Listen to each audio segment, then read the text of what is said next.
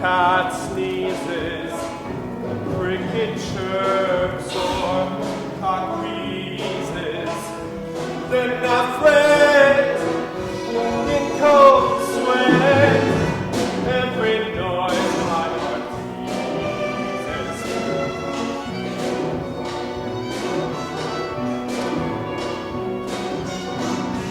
Bless my heart, heaven preserve us, I declare, I'm so nervous, every knock is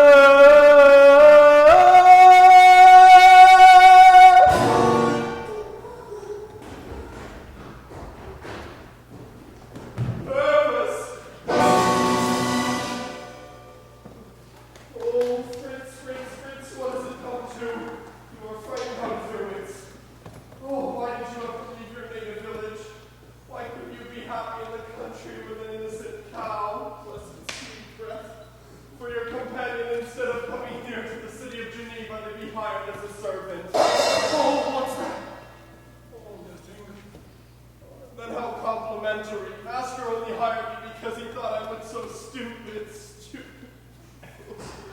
But am I stupid, though? To be sure, Mr. Frankenstein is a kind man, and I should respect him.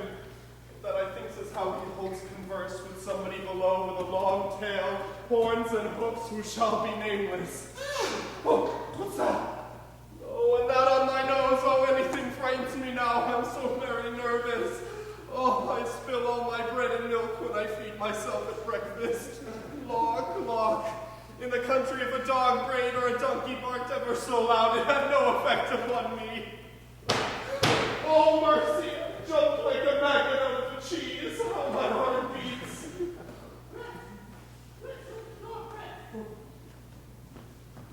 Oh, it's a human being, however.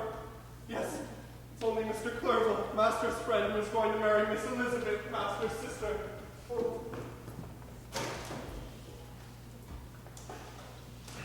How do you do, sir? Morning, Chris. Is Mr. Frankenstein to be seen? I fear not, sir. He has as usual been Fumigating. Yes, sir, fumigating. Thank you, sir. Fumigating all night at his chemistry. I've not dared disturb him. Mr. Frankenstein pursues his study with too much ardor. What can be the use of it, Mr. Clerval? Work, work, work, always at it. Now, put the case to you.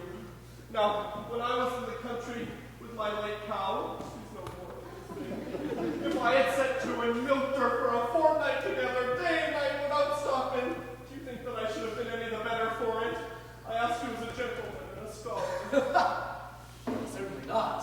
Nor my cow neither, poor creature. Oh, excuse my crying. She's defunct, and I always whimper a little when I think on her. Then my wife lives away from me, but I don't care so much for that. Oh, Mr. Clark, between ourselves, shh, did you hear this? No. Well, between ourselves, Mr. Clerval, I want to unbosom my confidence. Well. Oh, there's nobody at the door, is there? No, well, between ourselves, Mr. Clerval, I have been so very nervous since we came to this place. Oh, pshaw. Nay, don't pshaw till you've heard me out. Oh, Mr. Clerval, I'll tell you. One night, Mr. Frankenstein didn't indulge himself by going to bed. He was worn with fatigue and study. I had occasion to go into his chamber. Oh, he was asleep, frightfully troubled. He groaned and ground, his teeth setting mine on edge. "It is accomplished," said he, "accomplished." Now, I knew that had nothing to do with me, but I listened. Oh, he started up in his sleep, though his eyes were opened and dead as oysters. He cried, "It is animated! He rises, walks!" Now, my shrewd guess, sir, is that, like Dr. Faustus, my master is raising the devil.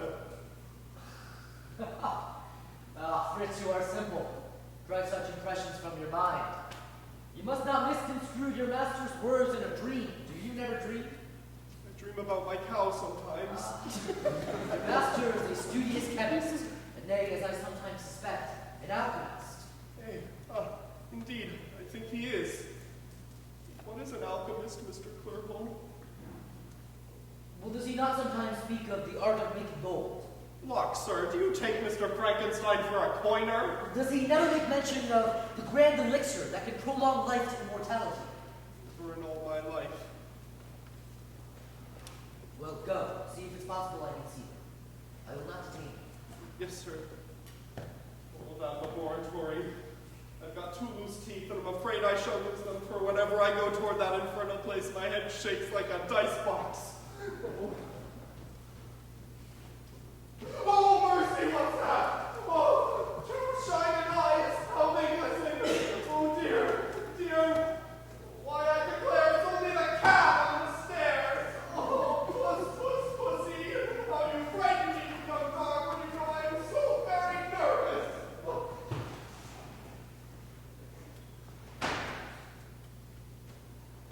Frankenstein, friend of my youth, how extraordinary and secret are thy pursuits. How art thou altered by study? What a hold's philosophy taken with thy mind? But thou wert always enthusiastic and found this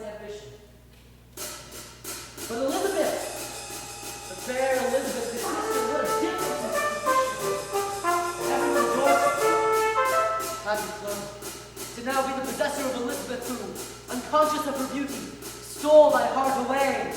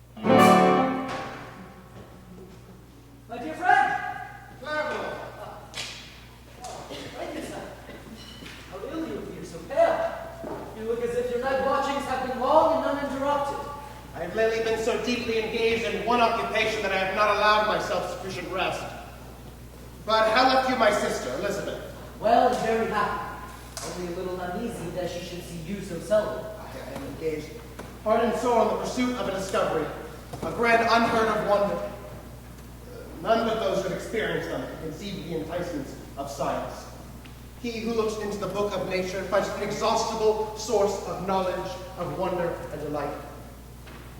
What hidden treasures are contained in her mighty volume of strange, undreamed of mysteries. But some little respite your health should be considered.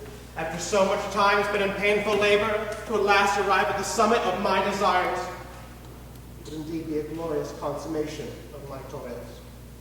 How strange and mysterious abstractions. It heeds me not. This discovery will be so vast, so overwhelming, that all the steps in which I have been progressively led will be obliterated, and I shall behold only the astounding result. Now, Frankenstein! Ha! I see by your eagerness that you expect to be informed of the secret with which I am acquainted. That cannot be! I do not wish to pry into thy secrets, Frankenstein. I am no natural philosopher. My imagination is too vivid for the details of science. If I contemplate, let it be on the charms of your fair sister Elizabeth. My message to her now. I wish to set the day for our nuptials, but on such important and happy an occasion, we must be sure we enjoy the society of our dear Frankenstein.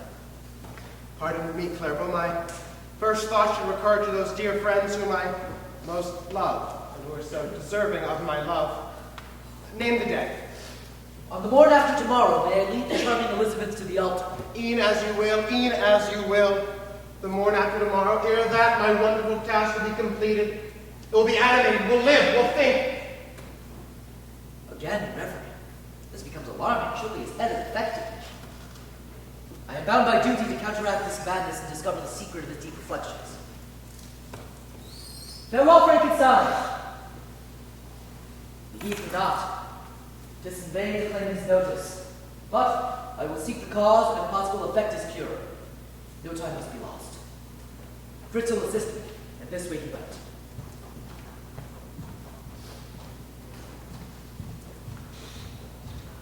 Every moment lost favors me. What time have I devoted?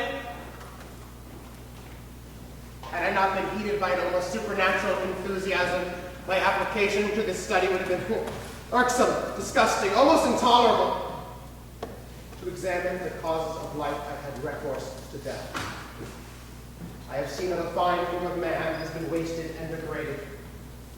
I beheld the corruption of death succeed to the blooming cheek of life. I have seen how the worm has inherited the wonders of the eye and brain. I paused, analyzing all the minutiae of causation as exemplified in the change of life from death. Until from the midst of this darkness, a sudden light broke in upon me. A light so brilliant and so dazzling, some miracle must have produced the flash. The cause of life, the vital principle. Like Prometheus of old, have I daringly attempted the formation, the animation of a being. to my task. Away with reflection to my task. To my task.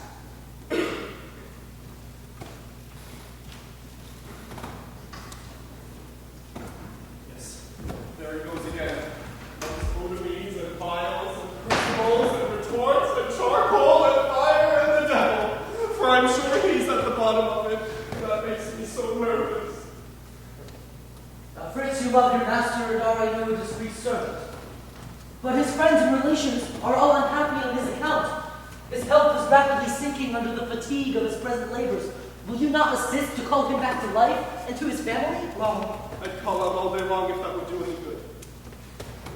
I know his mind has been devoted to abstruse and occult sciences, that his brain has been bewildered with the wild fancies of Cornelius Agrippa, Paracelsus, Albertus Magnus, and... Oh, Mr. Clerval, how can you mention such crazy tooth-breaking names? There sounds something wicked in them. Wicked!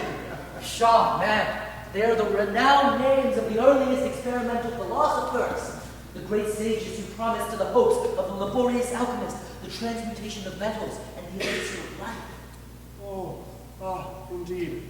Lackadaisy me. I suspect this fellow more knave than fool. He wants a bribe. Now, Sirrah, answer me with candor. What is it you like best in the world? Milk? Simpleton. No. What station of life would you Station? Yes, would you like to be master of a cottage, perhaps? What? And keep a cow? Oh, the very thing. Mr. Clerval, you're a conjurer and know my thoughts by heart. Fritz, I want you to discover, but you must be prudent. Here's an earnest of my future intentions regarding the cow and the cottage. Bodykins, a florin. Now, friend Fritz, you must sometime when Mr. Frankenstein is absent from home, admit me into his study. Oh, I can't. Oh, please don't take your florin back again. For he always locks the door. Be sure there's a window atop of the staircase where I can see when he puffs up his fire. Well, they say the end justifies the means, and in this case, I admit the maxim. You must peer through that window and inform me minutely of what you see. But what is to become of my nerves? Remember the cottage. And the cow? Give me these secrets, and both shall be secured to you. Someone approaches. Oh, Mr. Clerval, I'm your man.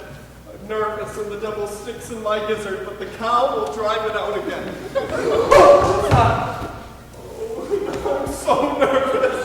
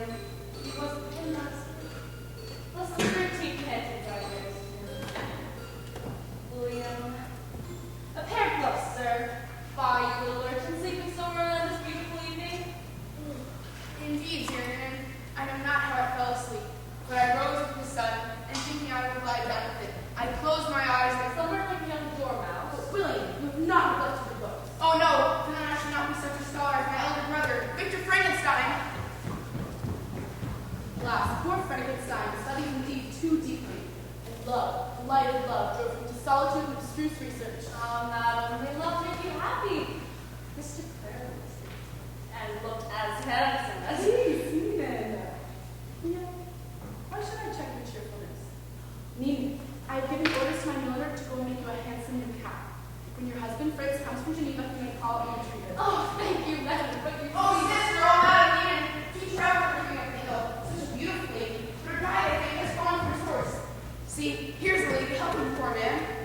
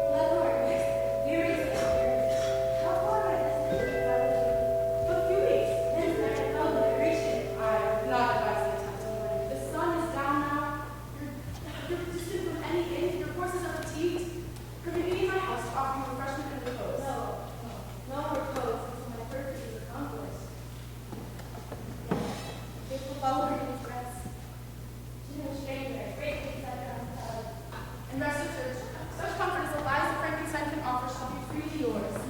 You mentioned the name of Frankenstein. I read that appellation. How fortunate. Happy chance to brought me to your hospitable court. Know you the family of Lacey? You would well, but years have elapsed since I heard of them. I see their retreat. Exile confirms they now exist in the valley of the lake. So near, and I'm not acquainted with their residence. Tell me, does the gentle Agatha de Lacey yet live? Tomorrow's noon, I trust I shall discover her. What rapturous news for my dear brother Frankenstein! Let us in and converse further on the subject, which is of great interest to me. Night approaches. And on such a night as I torn from his brother Felix. Felix, sad was the moment you lost me, but of course saved me, your affectionate voice.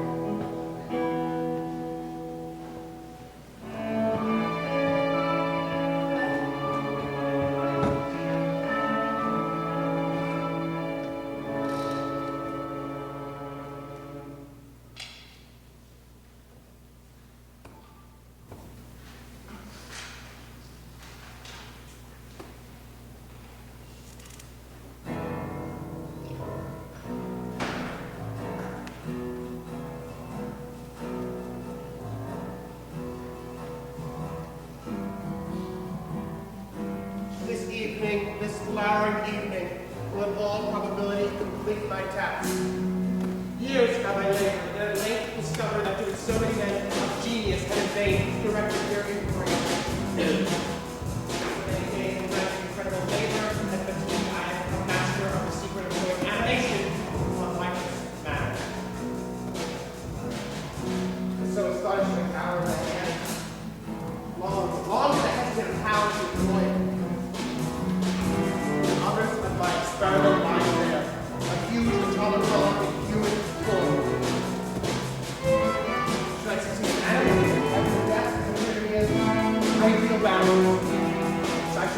to pour a torrent of light into our dark world.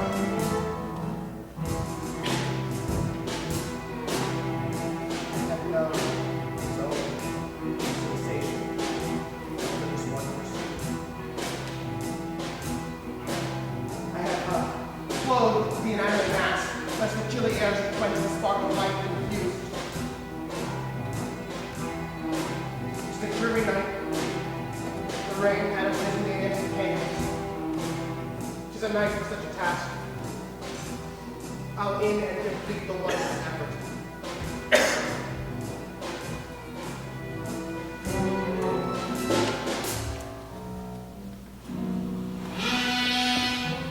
Master is here. There I Peake. Think of the reward Mr. Clerval promised me. Cow and a cottage, milk and a mansion. Well, Master is certainly going to come there. And will burns all manner of colors and spits like a roasted apple. Oh! And now, in the dark. What's that? Oh, Lordy, there he is, kicking up the devil's own flame. Oh, the cow, my winter, oh, my cottage. Oh, I'll climb to the window. There will be only one Peake to make my fortune. Oh.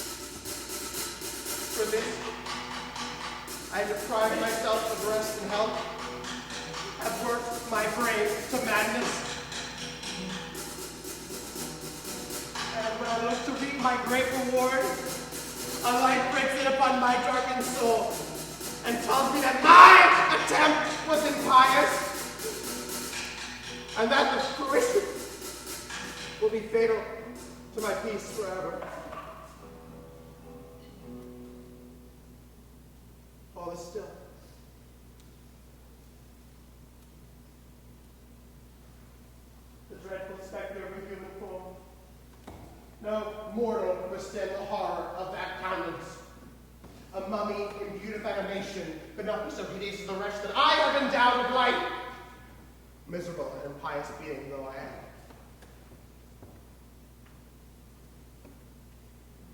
Elizabeth! Brother! Agatha! Fairest Agatha. Nevermore dare I look upon your virtuous face. Lost! Lost!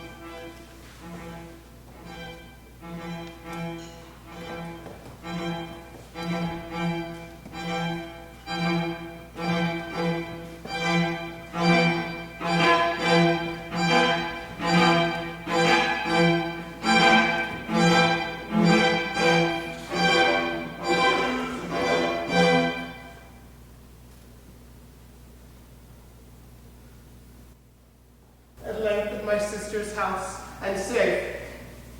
I have paced the quickstep and at every turn feared to meet the wreck. My heart palpitates with the sickness of fear. What have I passed in the world? A creature powerful in form, of supernatural and gigantic strength, but with the mind of an infant. Oh, but could I recall my impious labor, or suddenly extinguish the spark of life I have so presumptuously bestowed? Yet that were murder. Murder in its worst and most horrid form, for he is mine. My own formation. Who approaches? My dear Victor, my dear brother! Elizabeth. You come to stay till the wedding is over. I hope Claire will be here presently. Alas, Frankenstein, your cheek is pallid, your eye has lost its wonted luster. What are the secrets that prey upon your mind and form? Pernicious air of your laboratory is fatal to you. Fatal indeed. I pray you, for my sake, cease. I understand upon one subject you have studied incessantly. One subject. Am I discovered? You change color, my dear brother. I will not mention it, but why? There is a wildness in your eyes for which I cannot account. See, he is there! Dearest Frankenstein, what is the cause of this? Do not ask me. I thought I saw the dreaded specter. Calm your mind, Victor. Pardon me, Elizabeth. I know not what you would think of me. I have intelligence of one dear to you, and for whom, prior to your close attention to study, you had the most tender regard. Say, Victor, would you not be so glad to hear that I flew to meet you, to your lost love, Agatha de Lacy? Agatha? Fairest Agatha. Her name recalls my sinking spirits. Where should be found? Oh, that I never robbed her. 'Twas her loss that drove me to deep and fatal experiments. A traveler, a beautiful girl was here but last night. She was seeking Felix de Lacy, the brother of Agatha, to whom she had been betrothed. She gave me information that the family are but a short distance from hence, the Valley of the Lake. And Agatha, there. There is yet life and hope for me. No. The dreaded monster I have fought. Away with thought. Elizabeth, I will instantly seek her. Agatha's smile shall move this heavy pressure to the Valley of the Lake. Farewell, sister, farewell. Unfortunate Frankenstein. What can this agitate him? He will not reveal his calamity to his sister, but he flies now to seek her who possessed his first love, and Agatha will restore his mind to its former peaceful state. Oh, love. All potent love. If care and misfortune prey upon my heart, I need only to think of Clerval and be happy.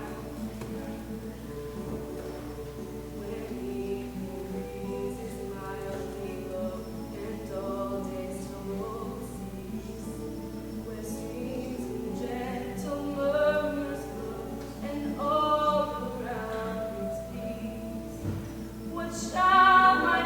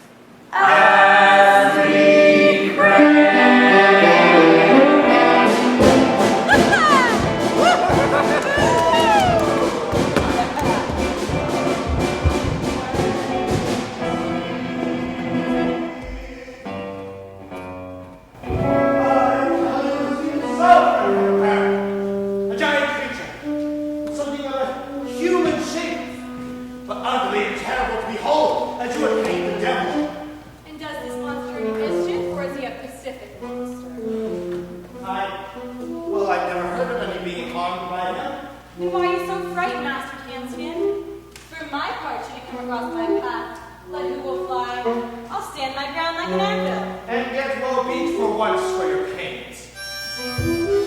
What sounds are those? Why, 'tis Felix, the son of old De Lacy. The young fellow is much famed for his excellence upon the harmonica, as the father of his pieties, charities, and twining on the harp, which together with the beauty of his daughter seems to have won the hearts of all the surrounding country. But come, my merry wanderers, our meal is smoking. If faith them in rare relish and humor for it, so prithee dame, lay us down our porridge.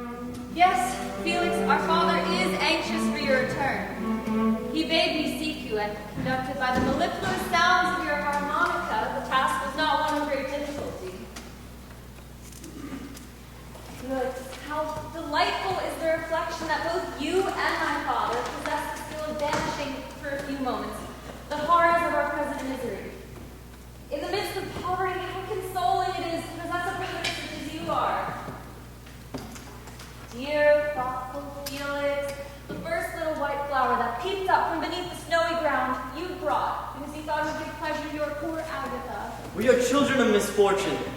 Poverty's chilling grasp nearly annihilates us.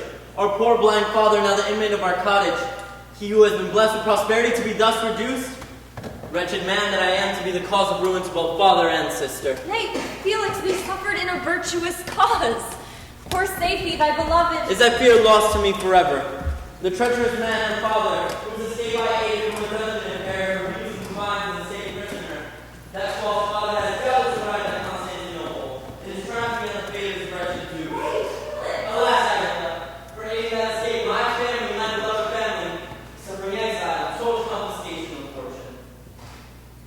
But safety still loves you. That thought is even more maddening. Safety, fairest safety. And choose my promised reward for helping your faithless father. Dragged away with him and forced to comply with his most obdurate wishes. The early passion of each of us has been blighted. Our rigorous imprisonment and sudden banishment have driven all trace of thee from thy admirer, young Frankenstein. Dear Felix, press not more wretched recollections on my mind.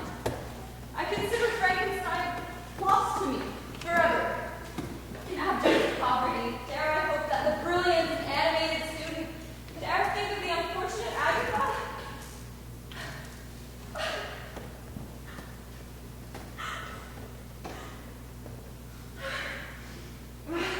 These unworthy tears exert my firmest fortitude. My soul is henceforth devoted exclusively to the service of my poor dark father. Felix, you shall behold me no longer unhappy.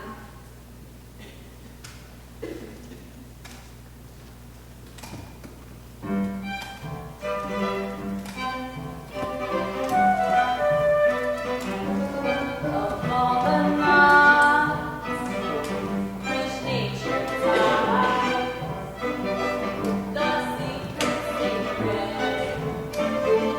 of simple life, and as with you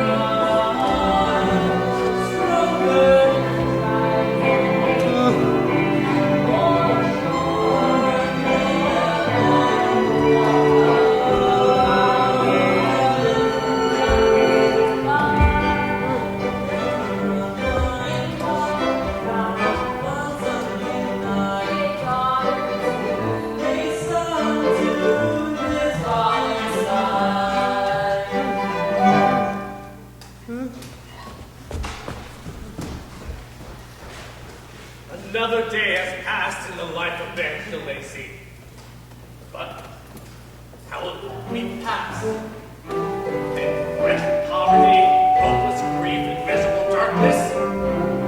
Agla, Felix, alas, I am alone. Oh, 'tis a harmonica of Felix, my children come. They must not suppose me careless. Oh, my harp is here. 'Tis a fair to see on them. My harp, which has so often damped my tears from my sightless eyes. The sound of which is the only indication I can give that I am content with my lot.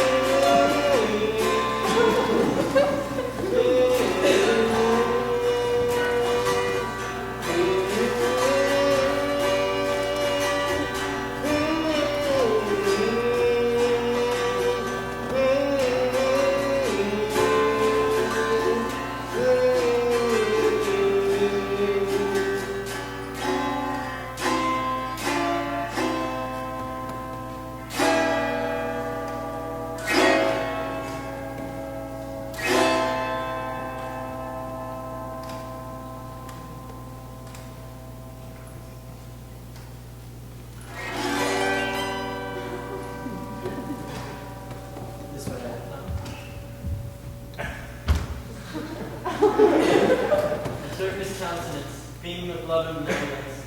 Behold those silver hairs, and I reduced into this pitiable state of poverty. Cease, Felix, the self-reproach.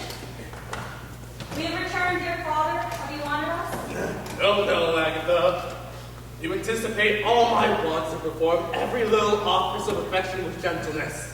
Is it not my duty, and am I not rewarded by your kind smiles? Amiable girl, let thy poor father kiss you. Felix, my son, where are you? Now, I am happy. I am cheerful. Indeed, I am, my children. Let me encourage you to cast off your gloom. What? A tear, Agatha. 'Tis on my hand. Now must I labor again. Our fuel is nearly exhausted. My time has been so lately occupied, I've omitted my task in the forest. Felix, what voice was that? No, 'tis but fancy. Felix. That magical sound. There's no such happiness in store for me. Felix. Save me! Beloved of my soul, all revive! Save me? The traitor's daughter? Impossible! 'Tis indeed our sweet Safety. Remember far more. Father, would that you could behold her. Oh, bless you, my dear child. Now, tell me, where's your father, that treacherous friend with the bonus ignominy? Fled from him. He would have sacrificed his daughter, clothing he had given that should be united to one of the Christian faith.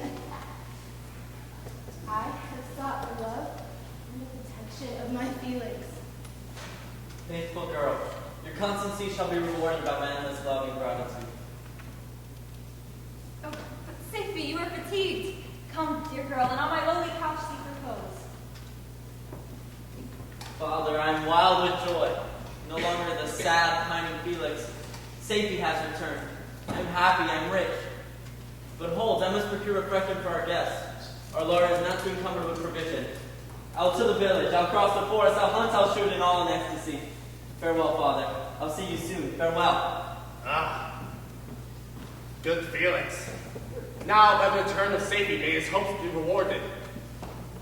Yet must he remain in perpetual poverty and unceasing labor. In this instant fit he will complain that his store of fuel has been consumed. Unless he possesses superhuman strength, his day's employment must be doubled. Where are my favorite violets?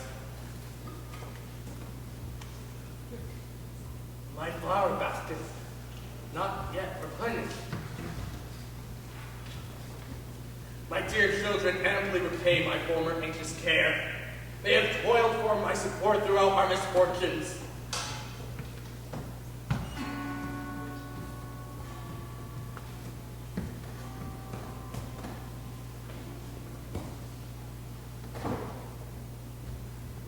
Ah, thank you, dear Agatha. Ever watchful for your poor father's comfort. Agatha! Did you call, Father? Sleeps your sweet guest? Fatigue will soon lull her to repose. I should not have left her had I not thought I heard you call me. Father, someone's punished my negligence by replenishing your basket of violets. Did you not fill it, Agatha? No, dear sir. Felix has forestalled me. No one has been here since the departure of Felix. How delightful is the perfume. More exquisite because I'm debarred the pleasure of beholding these sweet emblems of spring.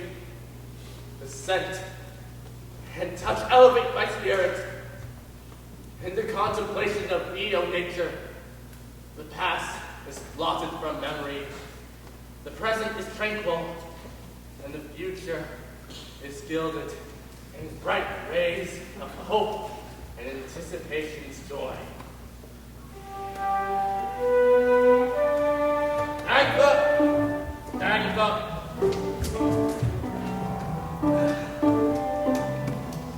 I'm praying, child, lead me in.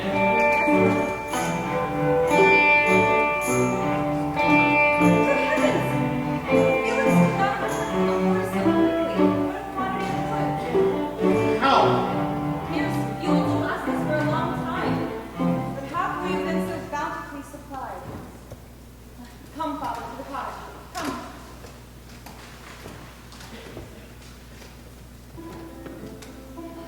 Frankenstein. Vain is the endeavor to drive you through my recollection. Each word that sings, each note of music I hear reminds me of the sweet moments of my former love. In daylight blue landscapes crown.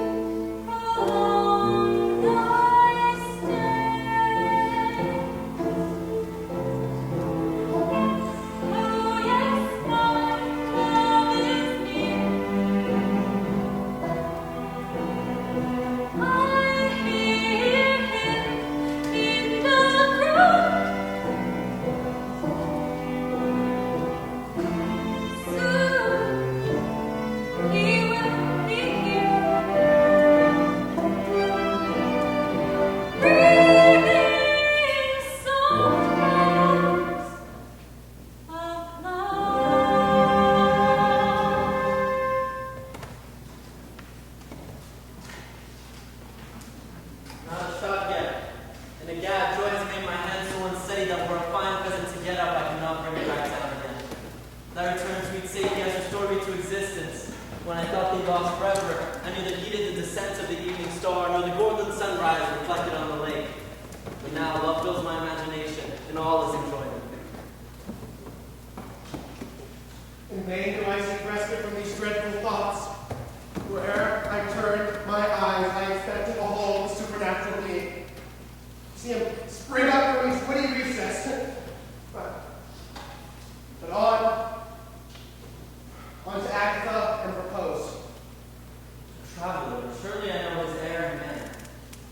Good stranger, will you direct me to the habitation of old De Lacy? Better than most persons, I trust.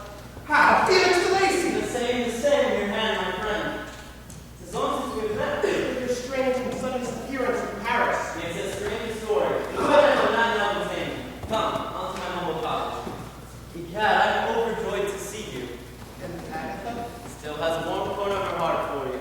Come, it's through the wood. Any good men in the neighborhood? What have we here? Real human beings. Oh, good gentlemen, have you seen it? It. What? Oh, that's it. As I lived an hour ago, I saw it in the forest. What do you mean by it? My hair stood on end like mustard and cress, and yours will too when you see it. Get you gone, you're tipsy. I wish I was. As I take it, your master Felix in the valley of the lake. We've done business together before. I know you not. I mended your kennel the other day. You did me a good turn, one good turn deserves another. I'll put you on your guard, the very devil is abroad. How? You romancing tinker. You may laugh, but the other gentlemen don't laugh. You may perceive he believes it. I saw it. I saw it with this one eye. One eye? Ah yes, a little boy threw a pebble at it, and I was so blind never said gentleman. He was 10 feet 6 long, with a head of long black hair down to his very elbows. 'Tis the demon. And what did this strange object? It didn't speak to me, nor I to it. At first I saw it picking acorns and berries in the forest, and then, when it dispersed our tribe like a ferret amongst the rats, it took a sip of our broth and burnt its fingers in our fire. What became of this creature? I wasn't curious enough to inquire. My wife was at fits at the sight of the devil, and I was obliged to keep my one eye upon her. Your one eye has been well employed. Come, we'll cross the wood and see if this man mountain is to be met. The good genius of wandering tinkerers forbids! Come, it's just through the wood. So. I will follow you. So, the peasants have already been terrified by the unnameable form. And vicious experimenters! The consciousness of the crime I have committed eternally haunts me. I have indeed drawn a horrible curse on my head.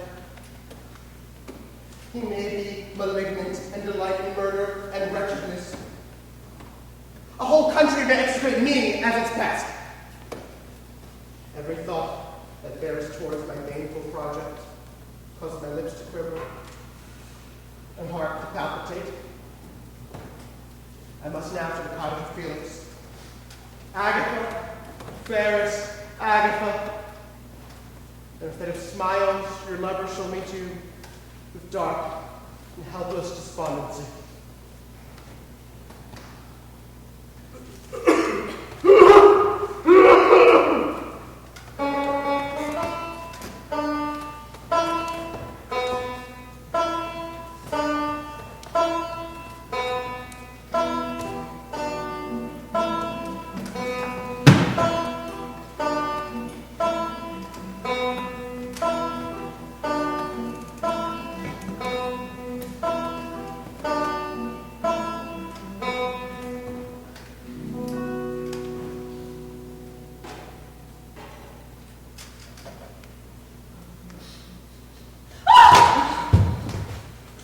Gracious heaven!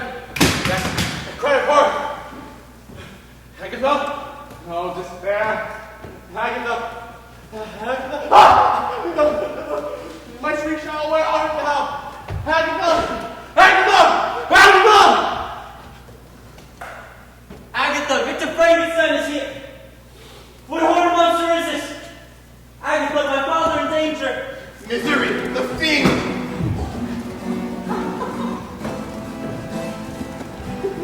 Avaunt, do not approach me. No, no. No. My horrid body has slipped around my legs. No. Should I put this up? But fuss. Just be so that we're free.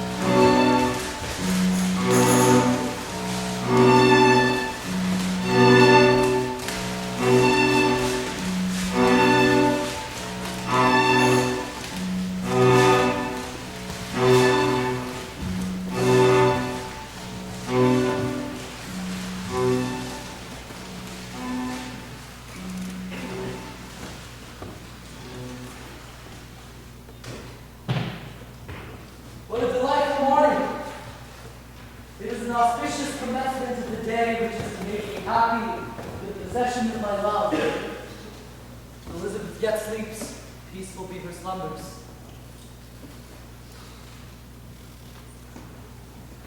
Soft she approaches. Elizabeth, my love, by such a look of anxiety. Clerval, we have had such strange occurrences since you put in me yesterday. Our house is full of guests. My brother brought here the family of DeLacy, of whom you've heard me so often speak. The family of DeLacy, the relatives of Agatha. By some extraordinary mystery which is yet unexplained to me, the cottage in which Frankenstein discovered his mistress was destroyed by fire. They arrived late last night. They all appeared overcome with fatigue and terror. Some dreadful calamity hangs about Frankenstein. How astonishing is his conduct. Alas, my sweet Elizabeth, in the midst of such misery I am selfish. I trust these singular occurrences will not postpone our marriage. Consider, our friends are invited. The church is prepared. A few hours may explain the mysterious transaction. See now, Frankenstein approaches. Observe his agitated countenance and restless step. He has not slept since his return. He has armed himself with pistols and appears continually watching. We shall retreat and avoid him for the present. This way, my love.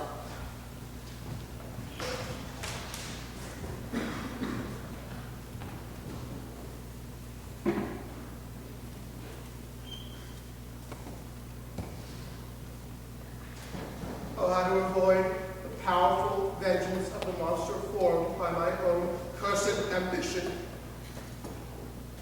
I gave him energy and strength to crush my own guilty head. My hours passed in dread, and soon the ultimate wrongs deprived me of existence. Yet he preserved the life of Agatha. He had some feeling of affection for her. How were those feelings requited? By detestation, scorn, and wounds. His look of everlasting malice. He will watch with the wildness of a serpent so that he may sting with his venom.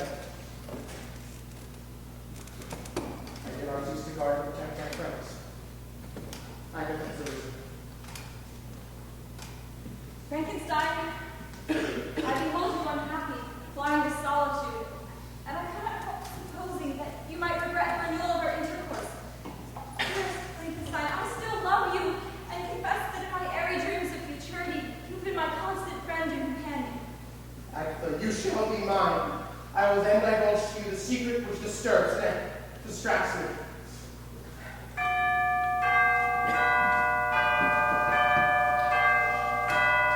Those cheerful chimes announced the wedding day of Elizabeth and Clerval. My farewell most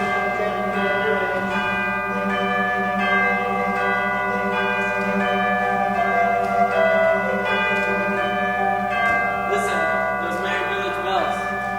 They bring a rare contrast to our last night's misery. Soon will they chime for us in the way we can. This is. Wow, no thinking.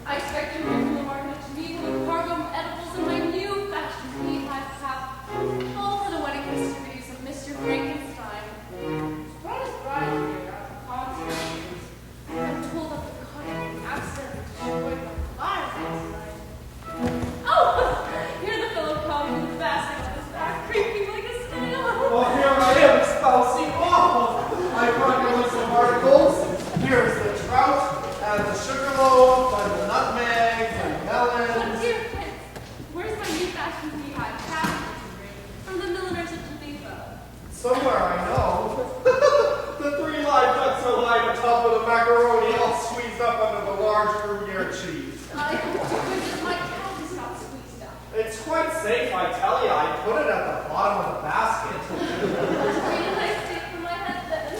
Lord, here's around $2 for the cat. Oh, I'm so nervous about it. You cautioned me so, you know. Oh dear. Where is it now? Oh, to be sure it's mostly. Oh, here it is at last. I knew it was safe. Oh, Fritz, it's spoiled. That duck has been laying in it. Not an egg, I hope. Alas, see how it's rumbled. Captain Feathers. You good-for-nothing fellow. Take the basket inside, you sinner. Oh. Well, very jolly, my fine fellow, considering you're going to be killed for dinner. Wait till the peas already. I never saw such a piece of quackery as that cap in all my life. My finest destroyed by that varlet. But even that is concerned me. My sweet mistress is being wedded today to the man of her heart. And in spite of my loss, I will be married and dance till I can dance no longer.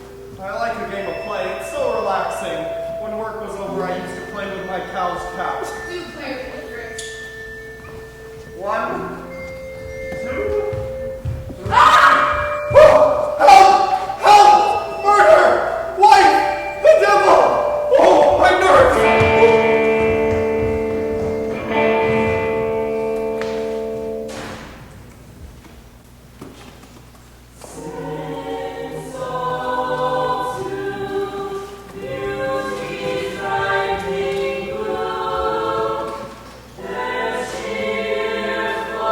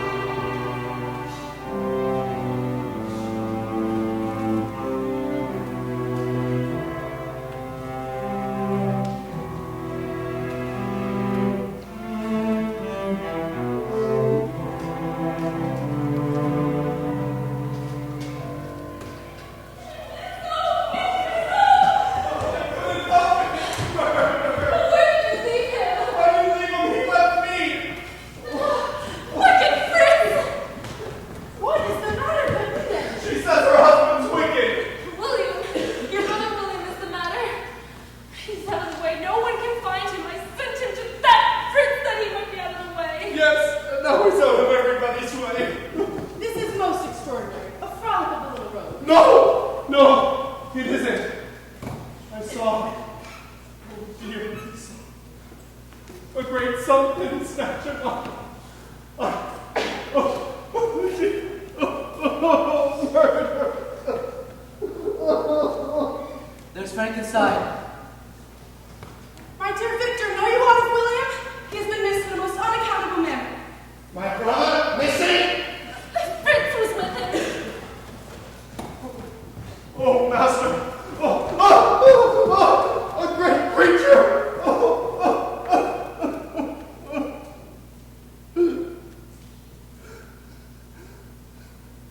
A horror! The demon! Hasten, friends, one and all search.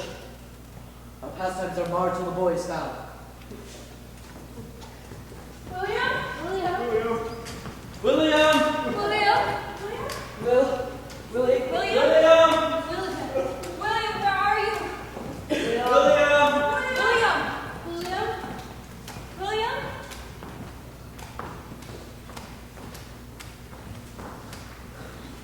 The most unaccountable disappearance of my dear little boy at such a moment, on such a day when we should have been so merry.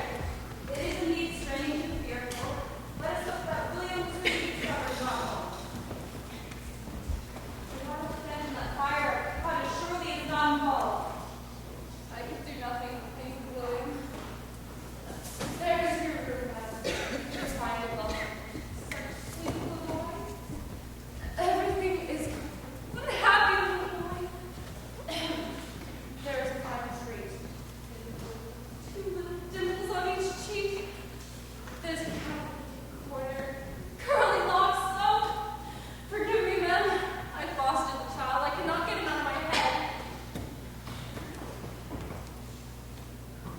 Pray leave me, Enid, and give me the earliest intelligence of Mr. Frankenstein's return. All the snippings of what they destroyed. That dear unlucky urchin is found. Sweet little naughty, rosy cheeked brother. How I love him when he gets home.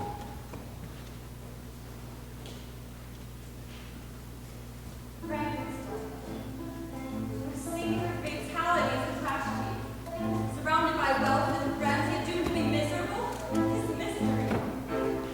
I feel a heavy foreboding of this chance. A sentiment of evil pervades my mind. I may regret the day I chose to give my affection to Frankenstein. I may rue the hour I chose to leave our own home.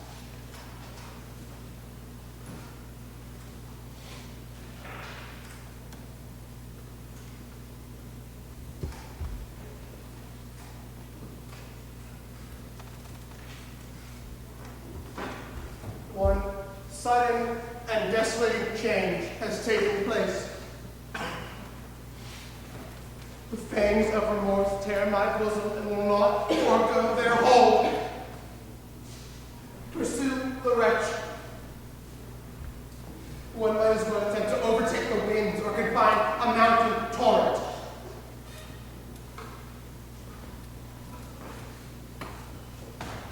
My brother,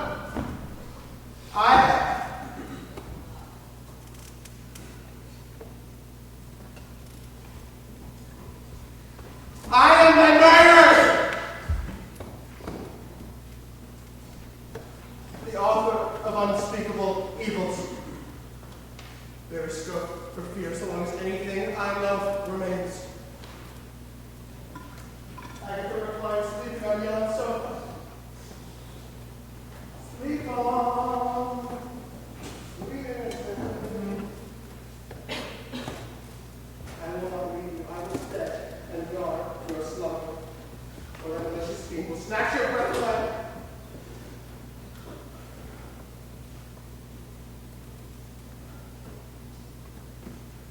The wretch even now may be haunting the room.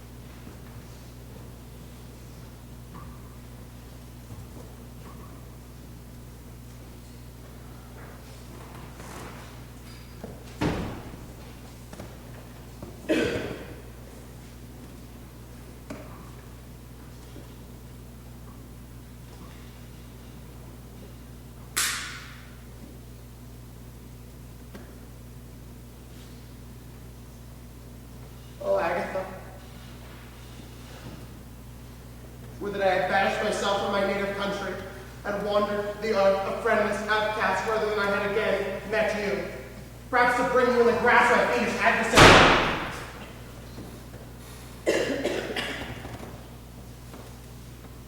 My blood curdles.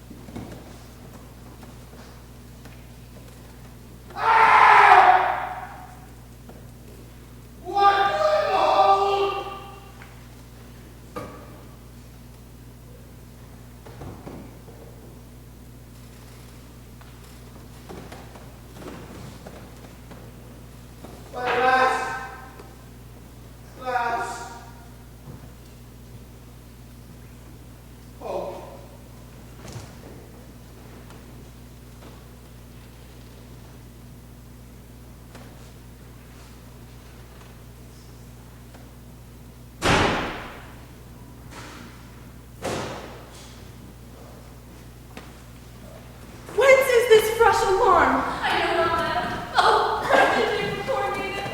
Mr. Frankenstein is stark mad. He ran up at this instant, jumped onto a boat, and rode off rapidly.